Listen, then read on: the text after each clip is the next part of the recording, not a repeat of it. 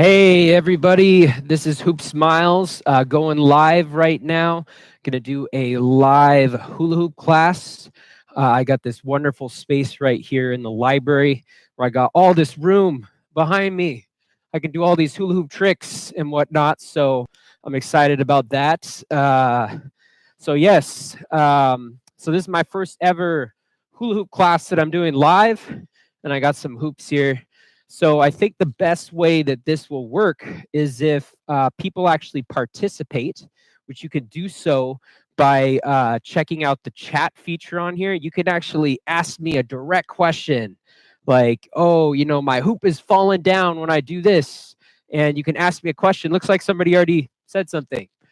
Hello, Carla Dawn Jones. She says, hello, hey, I'm here. Thank you for being here. So please use the chat feature there to communicate with me so that I could talk to you live.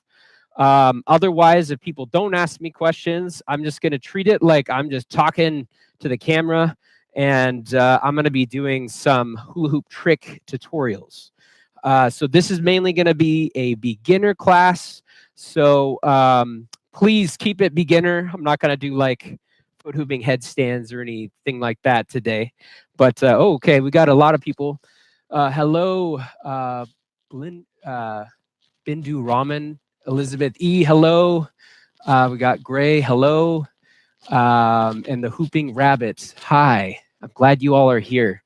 So I hope y'all brought your hoops because we're gonna learn some hula hoop stuff. Before I forget, I need to warm up a little bit. Oh, I gotta stretch my back out. Don't want to hurt myself. It's always good, to do some warm ups. So my questions for you are: what questions do you have for me? Yes, ask me hula hoop questions, or you can ask me whatever. I mean, you could ask me how I got into hula hooping. That's pretty cool too. All right, Elizabeth E. Here's the high five. Boom. Okay.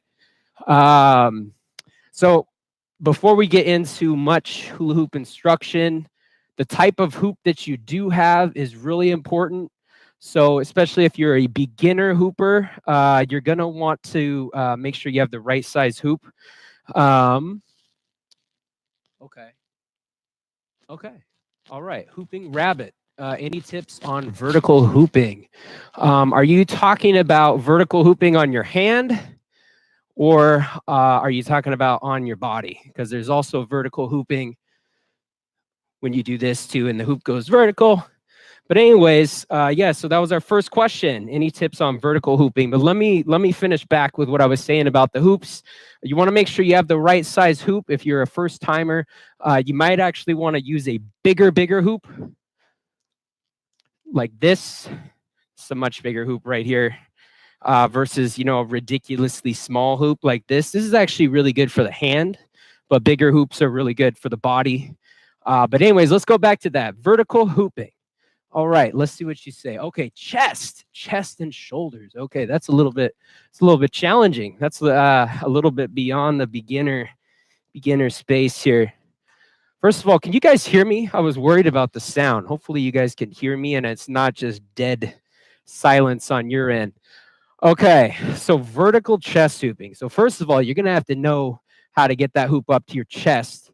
So if I get that hoop up to my chest, the key here is what I would recommend doing is when you're hooping around your chest to turn in the same direction that you spin your hoop, lift your hands out, and then that's when you can kind of just start to move your body downwards to get into that vertical chest hooping position. Also, another tip to getting into vertical chest hooping is if you start on your waist and you do what they call the booty bump. So this here, so if you know how to get into vertical waist hooping, that is one way that you can get into vertical chest hooping by basically sliding that hoop up to your chest and then getting it up there. And that's when you can, move your arms in and out, hoop around your shoulders and whatnot. So vertical chest hooping, I don't know if that was very helpful there. Yes, we got 7 people watching. This is awesome. Oh, good. Thank you for the feedback there that you can hear me. That's awesome. Does anybody else have any other questions? Any other questions? Holy cow, I'm laughing on how wrong I've been doing it. Thank you. Oh, awesome, Hooping Rabbit. I hope that that worked for you. Elizabeth E., when I booty bump, my hoop always turns to the right. Any suggestions? So that vertical waist hooping, that's a tricky one, because when you start doing it, it is easy for that hoop to kind of see how it's see if I move my body like this, it's kind of more going diagonal instead of vertical.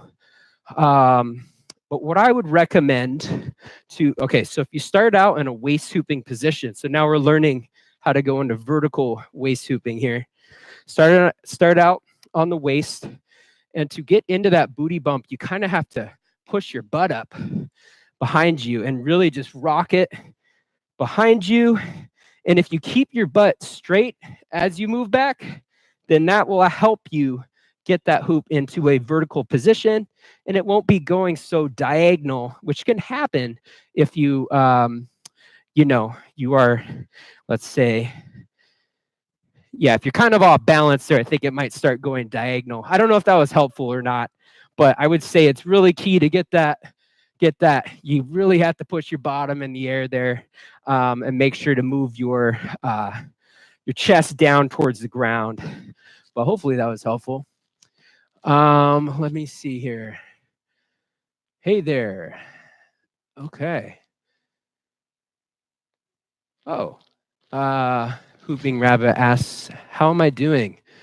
I'm doing good. This is exciting for me. I've never done this before. I was actually scared before doing this because I'm not used to doing live hula hoop classes. I've done hula hoop classes before with actual people, but to go live and I can't see you, but you're watching me and you're gonna possibly say things or not say things, and so that's different for me. So, but I'm doing good. Thank you for asking. Oh, thank you for the compliment on my shirt. I love cats. If you didn't already know, if you watch my channel lately, you've seen a lot of cat shirts in my videos.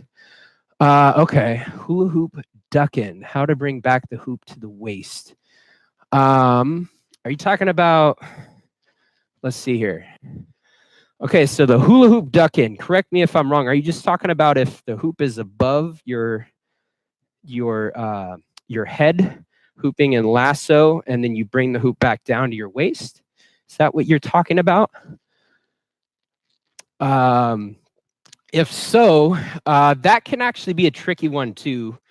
It depends on which way you spin your hoop and which hand you are holding the hoop in. So right now I'm spinning the hoop to the right.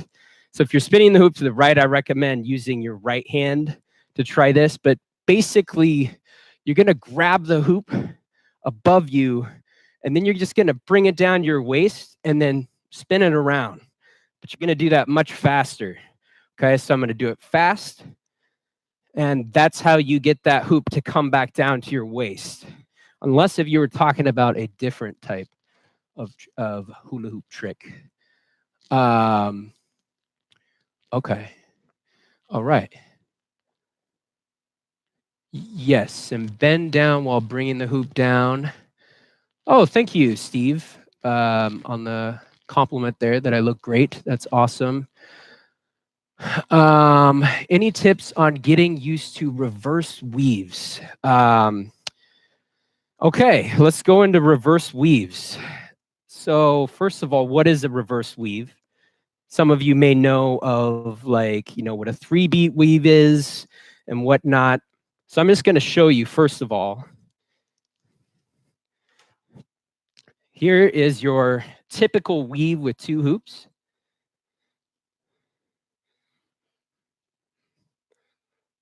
Or also known as a chase weave. But if you want to do a reverse weave, basically you're going to be doing that chase weave, but in the sort of opposite sort of direction. So this is a reverse weave right here. So the tip to learning a reverse weave is you first have to master your reverse weave with 1 hoop first. Okay, so if I was to do a normal weave, this is your normal weave right here, okay? And now this is what a reverse weave looks like. I'm just now doing that sort of in the backwards direction. So like I was saying, you have to master your regular weaves first. And the key to doing a weave is if you just hold the hoop out in front of you and you just kind of grip it lightly and now take it to your side and you're holding that underhand at the very top, you're going to rotate your hoop in front of you to the other side and then back to this side. And this is basically a one-handed weave. Now to do a reverse weave, go ahead and hold that hoop overhand on your side. And now you're going to go in the reverse direction. Okay, so this is a reverse weave using just one hand. And you're going to want to get good at this on both hands, okay? And when you're holding that hoop, it's kind of like you're barely holding on to it. It's more like kind of like this on your fingertips. And you're going to do that reverse weave. And imagine that you're going through like a little crevice, okay? Because you want to keep that hoop to be very close to your body. You don't want that hoop to hit the sides of the walls, okay? So a reverse weave should look something like that. And once you get good at using both hands for your reverse weave, that's when you can throw in the other hoop on the other side. Okay? So now we're going to try both hands doing the reverse weave. And this is what a reverse weave looks like from a frontal view. And now let's do a side view of that reverse weave. I feel like a reverse weave is actually a more complicated move. There's a lot of other moves if you are not good at, like I said, your regular weaves first. You're going to want to practice those first before you do a reverse weave. Hopefully that was helpful. All right, let's come back and see some more questions here. Yeah, so thank you, Hooping Rabbit, for asking about the reverse weaves. Hopefully that little tutorial on reverse weaves there was helpful. Okay, good. Yes, the one-handed. Yes, okay. Okay. So Jasmina, she writes, hey there, what do I do about my T-Rex arms while waist hooping? Yes, the T-Rex arms. I often actually like to use this as a joke when doing like hula hoop classes and whatnot, because it is kind of funny. So T-Rex arms, correct me if I'm wrong, but generally when a lot of people hula hoop around their waist, the most common position or one of the most common positions is they like to just lock their arms sort of like this, the T-Rex, the dinosaur arms right kind of by their body, very constricting. So what do you do about your T-Rex arms? What I recommend doing is practicing moving your arms in other spaces, okay? Because hula hooping doesn't need to be just in one spot. It can be like a dance. So I would actually recommend practicing moving your arms, up above you, whatever you want to do, and really just practice that movement. Now, as you're moving your arms, you might also notice that you're going to have to improve moving your body as well, because when you start to move sort of your hips and the rest of your body, that's going to be helpful to moving your arms. And not just moving your arms out of that T-Rex position, I recommend practicing. So if you're just standing with your hoop, try walking. You can practice walking forward, practice walking backwards. I also recommend, try going side to side movements, because the reason why you want to learn all these stepping movements is because that's how you get into more of the dancing. Because if you do want to advance to more like dancing or, sort of like exercise, hula hooping and all that stuff, I recommend knowing how to do the steps. And that's also going to improve your ability to move your hands too, being able to do all these different movements. And instead of just getting caught in T-Rex position like this. So hopefully that was helpful. But going back to the initial question, T-Rex arms, practice moving your arms in different areas and see what's comfortable for you. Because really, it doesn't really matter as long as you're having fun. So let's go back and see if anybody else has another question here. Woo, doing some of that. I got a little winded there. All right. Okay. Excellent. Haha, I love that question. Okay, awesome. You're awesome too, Hooping Rabbit. Yes, good. I'm glad, Jasmina, that was very helpful. Thank you. Awesome.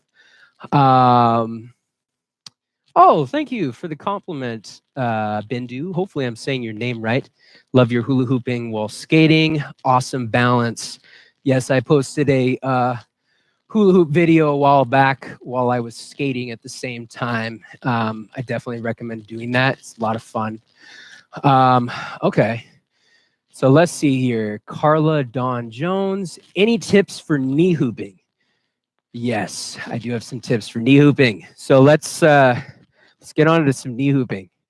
Wow, you know what? I just want to do a little pause, a little timeout here, and just say, you know what? I'm actually having a lot of fun right now. This is fun. It's way more fun than just making tutorial videos like in my backyard or some other place, because I'm actually like engaging live with people. So this is awesome. Thank you all for being here and asking me questions, because this is way more fun and meaningful to me. And if this goes well, and if you guys want this, I might try to set this up again in the future, another class. But anyways, okay, time in. Now let's do some leg hooping. So any tips for leg hooping? So first of all, let's actually start that hoop around your legs. Okay. So there you go. That's kind of what leg hooping looks like. So what's key here is, I don't know if you can see it as well. I'm going to actually kind of bring this up here. This might look a little weird, but where you want to keep that hoop is above your knees. Okay. So when you hoop around your leg, always make sure that hoop is just above the top of your kneecap or even higher. I mean, you can get the hoop to go higher, because once that hoop falls below your knees, I'm just going to let it fall. It becomes very, very challenging to get back up. So if that happens, you can just let it fall. Try again. So when you start hooping around your knees, what I would recommend is, actually, you know what? I'm going to bring this down so we can get even a lower shot here. So I would recommend to just start placing that hoop just right above your knee, on the back part of your knee. And also, in terms of your feet positioning, make sure your knees are close together, and you want sort of a pigeon-toed sort of stance. So look at my feet and notice how, my this foot right here is pointing boom that way, and this foot is pointing boom that way. They kind of cross together, and you're going to bring your knees like this. It might look really weird, and as you get better, you don't have to stand like this, but I've noticed that this is a helpful way to learn. And so once you put that above your knee, the hoop there, you're going to go ahead, give it a nice big spin, and see how I get my knees really close. You want to make sure that there's no gap in between your knees when your knees come together there. And you're going to keep that hoop above your knees. And the trick is you're going to use one leg to push the hoop, and the other leg is going to just kind of be like a foundation just on the ground. And what I mean by that is, so my right leg, I'm not going to move. My left leg, I'm actually going to take my leg and push it. See, I'm just going to get myself more in the shot there. I'm going to just get kind of on my toe and go like this, while this other leg is stationary. And this is my pusher leg, and it's going to push the hoop. So I'm going to show you what I mean by that. So see my left leg, it's pushing the hoop around. Now my other leg is not really moving. Notice that? So that is, I would say, the best way to get into leg hooping is this sort of practice right here. Okay, so make sure you have a pusher leg, and then the other leg just stays stationary, and that is how you can hoop around your knees. Now what's really important too is the size of hoop that you use, because hooping around your knees, might be really tough if you actually use too big of a hoop or you use too small of a hoop. Like this one. I mean, this is just kind of ridiculous. Actually, just for fun, let me see if I can hula hoop around my knees with this little thing. I mean, just to give you an idea here, this little hoop, like, it basically comes up to my knees when I put it on the ground. So this thing is really small. I don't even know if I can do it. Let's try it. Oh, I guess I can do it, but it's like super fast.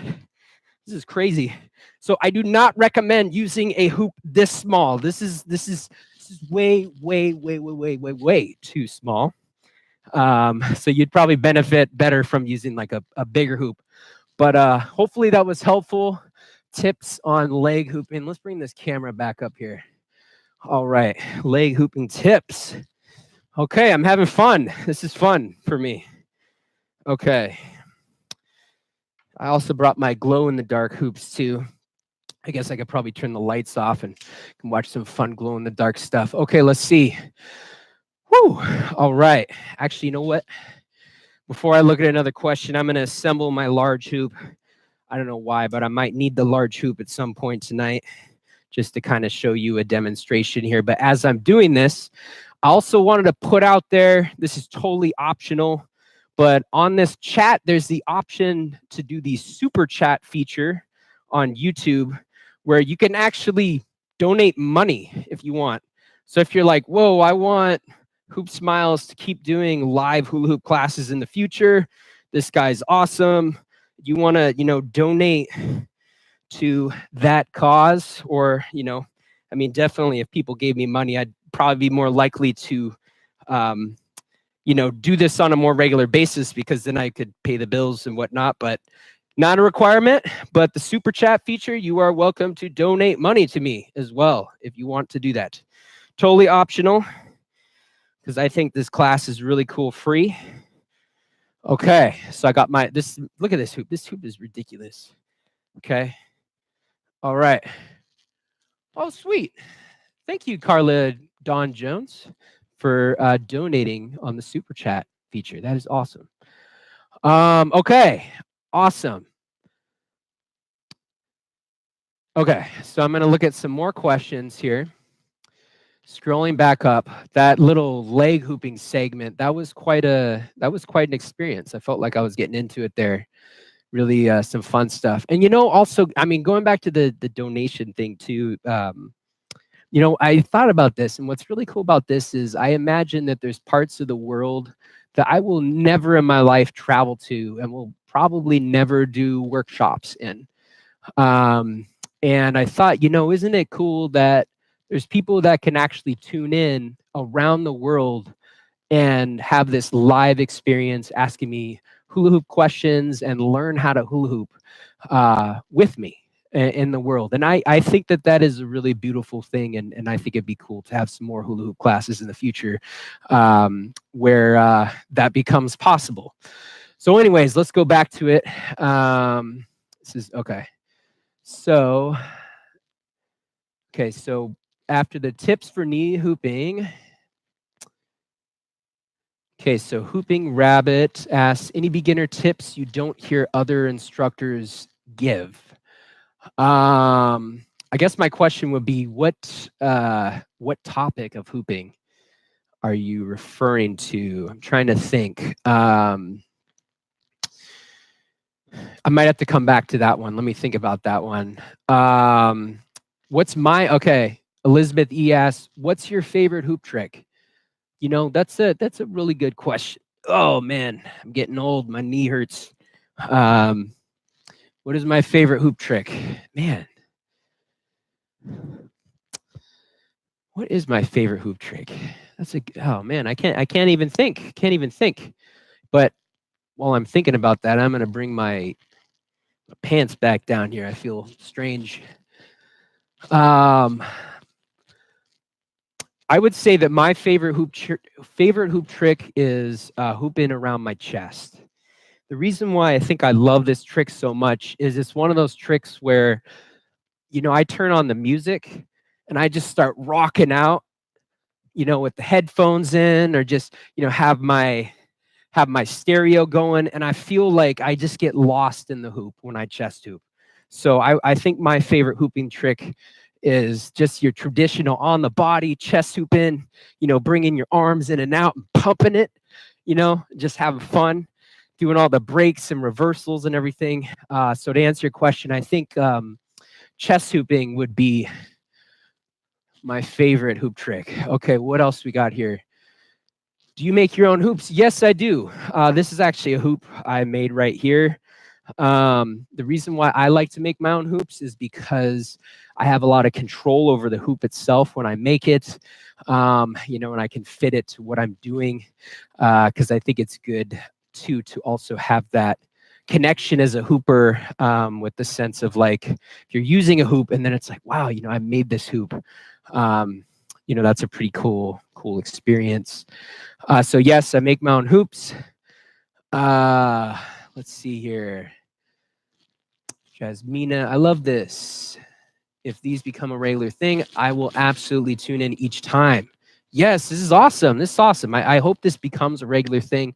I love these, the facilities here in Seattle. That's where I am right now. I'm in Seattle, Washington. So shout out to Seattle. They got a great public library system, and I can check out these rooms. So if I can check out these rooms on a weekly basis, I think it's money. I think we can make that a thing. Awesome. I'm glad that the pigeon toe Elizabeth E was a perfect tip for doing leg hooping. Thank you for all the smiley face, laughing faces, hooping rabbit, Bindu ramen. Good explanation. Thank you. Thanks. This is fun. Okay, cool. I'm glad that y'all would like to do this again. This is awesome. I'm looking at the clock here, so we probably have about 12 minutes left, and just want to put that out there. So if anybody has any last questions or anything, please feel free to ask. Let's see. Okay, so Carla Dawn Jones asks, how about tips for connecting moves into flow? That's a really good question. Because I oftentimes see this, and I've done this too, where it's like you can get caught in, you do hoop tricks and they may look really cool, but then like you have to stop and then you go into another hoop trick and then it just looks like you're doing hoop tricks, and there's no flow. And what is the concept of flow? When I think of flow, I think of someone who basically is dancing and you don't even know they're doing hoop tricks because it's just so mesmerizing and beautiful. And the sort of rhythmic flow is just balanced and equal. There's not this, oh, they're going to stop now and do a hoop trick. So that's how I imagine flow. So I'm trying to think of a good tip on how you can get into flow. It's a really good question. So I think what I would actually first recommend is, if you haven't already done this, just try waist hooping. Okay, so try on your waist. And I want you to, I'm not going to do it in this video because I don't have access to this, but I would recommend to turn on some music in the background, music that you can dance to. And I want you to get to know your hoop. What is it like when you hoop to music? And I want you to explore the space dancing, okay? Just only around your waist. Don't go into other hoop tricks, but practice this, dancing to the music only around your waist. Explore this first, okay? I think where we start to lose flow sometimes is we think, okay, so, here I am, I'm doing all these tricks, I'm stepping through the hoop like this and like, whoa, this is awesome. And then I'm going to, go like this, and now I'm going to, let's see what else. Oh, I'm going to throw it up and do that. And, but then there's no flow, right? So I want you to just start off with a basic around the waist. And now once you've sort of gotten into your flow and you're really feeling it, I want you to practice different tricks that you can add to just waist hooping. Okay? To sort of incorporate in that flow.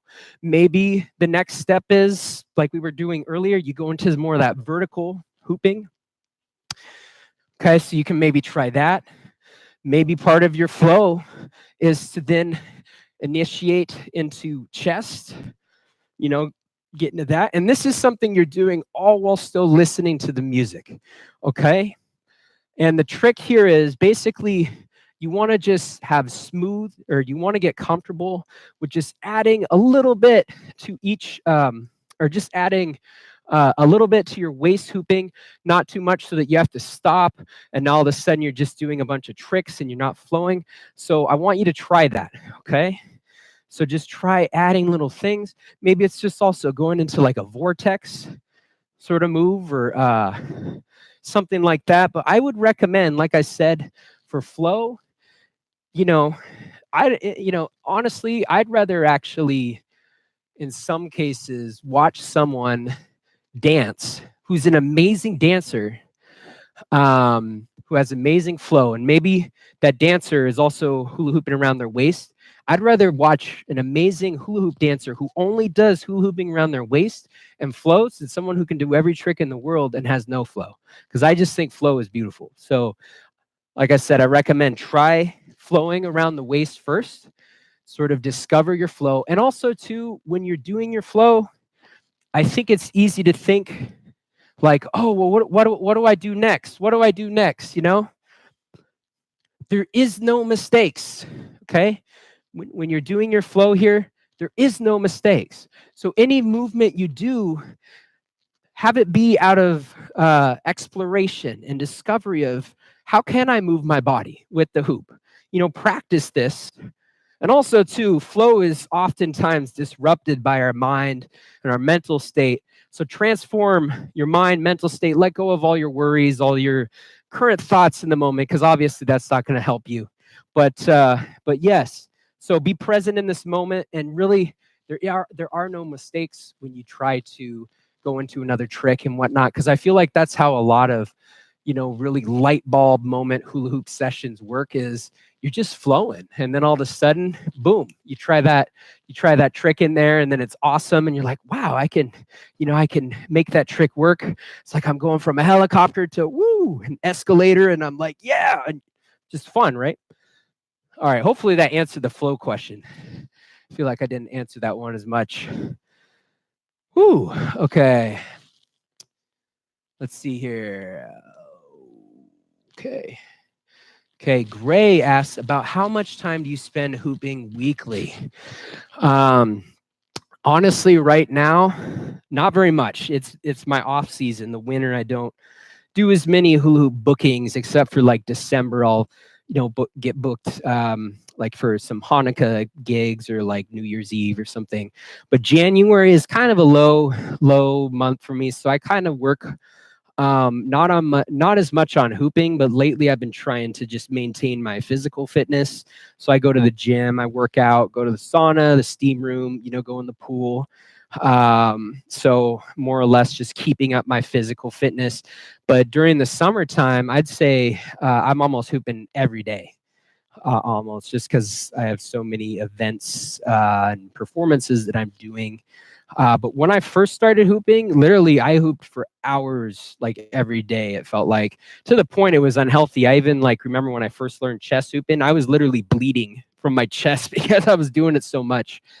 So I guess it just depends on where you're at with your hoop journey. But right now, I actually don't hoop that much, but try to keep my physique up and athletic ability so I can keep performing and doing hula hoop classes like this. So let's see who has another question here. Let's see. Carla Don Jones asks, what do you use for grip on hoops? Sanding versus grip tape. So on my hoops right here, I actually use gaffer tape. So I'm going to get this hoop really close. It's a really old hoop. Oh, it's focusing on me. Focus on the hoop. See if I can get it to focus on the hoop. Okay, maybe it's up, maybe there. So there's the gaffer tape. You can see that there. Yeah, so that's the grip that I use on here. And I find that gaffer tape is really great grip. Honestly, I prefer it over sanding, or just having a scuffed up hoop like on the inside or something. So that's what I use for grip, is gaffer tape. I know that the new sort of hooping movement appears to using just like bare tubes, but honestly, doesn't inspires me as much. I like just going, making my own hoops, using gaffer tape. I also use metallic tape, different colors. You know, it's fun. Different hoops. But yeah, so gaffer tape is what I use. Elizabeth E. Yes, flow is beautiful. Thank you. Flow is beautiful. Carla Dawn Jones, thank you. That is very uplifting. You're welcome. I actually don't remember exactly what I said, but thank you. Let's see. Bring your flow focus into your heart center. Yes, that is that's good advice right there, Hooping Rabbit. Bring your flow focus into your heart center. All right. Carla Dawn Jones, there are no mistakes. I like that. Thank you. Thank you. Okay, so Elizabeth E. writes, how can I master or get better at a corkscrew lift without turning? Okay, so we only have a few more minutes here, but let me see if I can talk about this. So I think you're referring to the vortex move here. That is kind of like I'm spinning a tornado here around my body. So how can you do this without turning? So the easiest way to do that is to actually use a larger hoop. So I'm going to take this one apart. This one's actually too big. And I made this hoop too. This is a really fun hoop. I made it so that I can break it apart into pieces so it fits into my Ford Focus that I drive. I drive a really small car. So anyways, we're going to go back to that vortex here. So if you want to be able to do your vortex without moving, like right now, doing it with a larger hoop actually makes it way easier. So notice how slow that hoop is going. See that there? This hoop is super slow because it's like bigger than me. Okay. So now I'm going to show you what that looks like with a smaller hoop. Let's actually grab one of these hoops in the back here. Well, I don't even know if I can do it with this small of hoop. Let's try. Whoa, this is like super small. See how fast that goes? Like I can barely do it. So if you want to actually have an impact in not moving while you do this vortex trick, simply use a larger sized hoop. Now, if you don't have a larger size hoop, then that's definitely not going to work. So let's look at what you can do then without a larger hoop. So I'm going to go back to this vortex right here, going up and down, up and down. Okay, so let's see, tips to do it without spinning. Because I would say the first tip is actually to spin. If you can do your vortex while spinning, then that's a plus. That's really good. Because when you're spinning and you can do it, then I would recommend, if you don't want to spin while doing it, then go ahead and just continuously practicing this at a slower spin.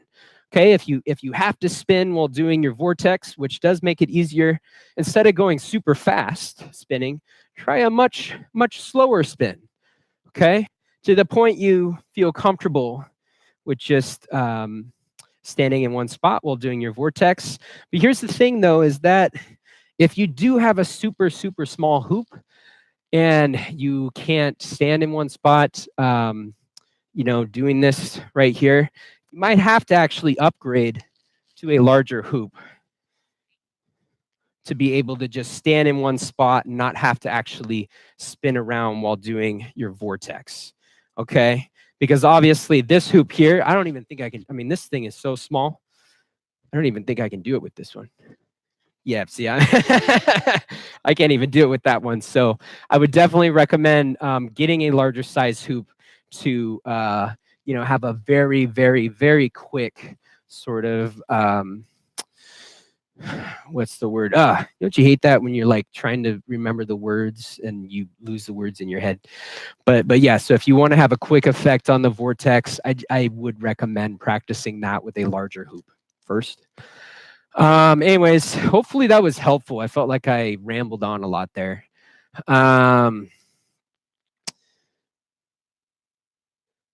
Okay.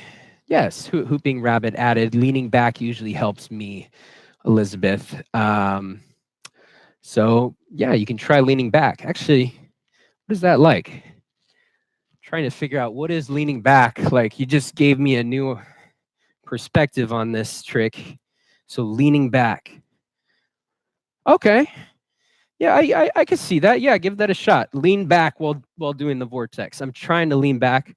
Yeah, I can see that. Yeah, give that a spin. All right. Cool. What do I think of Polypro? Elizabeth E writes. What do I think of Polypro? I think Polypro. Oh, whoa! My voice cracked. Felt like a 12-year-old boy for a moment. I think Polypro is pretty awesome, and I think it's useful in some practices. But every practice, it may not be useful. The reason why I like Polypro hoops. So the tubing made with the hoop is made out of like a plastic Polypro material, which may be different than like the PVC piping that you might just find at like a regular hardware store. What I like about Polypro is it tends to be more rigid. Okay, now why?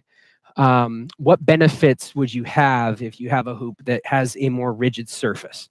You know, not just Polypro, but if you ever like go to the circus or something, you might see people have like metal rings. Obviously, metal is going to be super rigid. You know, if you have a wooden hoop, that's going to be super rigid. But the reason why the rigid hoops are really nice is if you are doing breaks like this.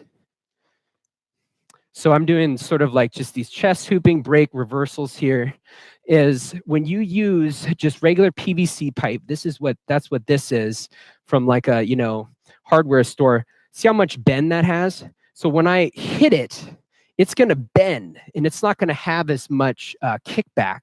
So these tricks like this, where you're doing these breaks like this, are actually going to be harder if you use a hoop just made out of PVC pipe or that's more flexible tubing. So Polypro is going to make like the breaks easier around the chest. Also, you know, if you're going to do you know, leg hooping breaks as well, Polypro is going to be easier. Or any just, you know, any kind of boom, I'm going to switch it the other direction. That more rigid surface is actually going to help you a lot. Okay. So to answer your question, yes, I really like Polypro, but if you want to get better at like chest hooping or other types of hoop tricks, actually using regular PVC pipe is also helpful because it makes it harder. So if you actually want to get better at your chest hooping, instead of using Polypro, use PVC hoops, because then you have to get used to that not that quick slap back when you know, hit the hoop, reverse it in the other direction. So hopefully that answers your question there. Yes, that giant hoop is amazing. Let's see. Whoa, shoot. Looks like I have to actually wrap this up here. I don't think I'm going to be able to get to this question by Shannon Davis writes, what do you think are the foundational moves all beginner hoopers should know? That is a great question. And you know what? I think I'm going to have to actually get to that one next time. But I will say I love this so much. This was so much fun, you know, teaching this hula hoop class live like this and interacting with all the fans and people in the class. Let's do this again. I'm going to go on the library website here and see if we can get another space here. And I will communicate this, or I'll communicate in the future when another available class that I'll offer, I'm losing my words. I will tell you all in the future when the next class is. Okay, I will set up an event here on YouTube, and I will also post on my Facebook page. So if you go to Facebook, like Hoopsmiles, I will also post there the time of the next class. I'm thinking maybe a weekly class. Like, this might be a lot of fun, and I think I can fit that in my schedule right now. Also, too, if you want to visit me on Facebook, I know some people will see this later on, and you know, after this has already been posted. You know, if you have times that you would like to see hoop class, like if you're located in India or, you know, you're located in a different part of the world, let me know when you would like to see a class, because I would love to accommodate different people, because I realize this time right now may only be beneficial to certain groups of people. So anyways, thank you everybody so much for tuning in to this hula hoop class. I had a lot of fun on my end. What made it so much fun was everybody who participated. So thank you so much. You all are awesome. And please look out in the future for another hula hoop class. Till next time, Hoopsmiles signing off. You guys are awesome.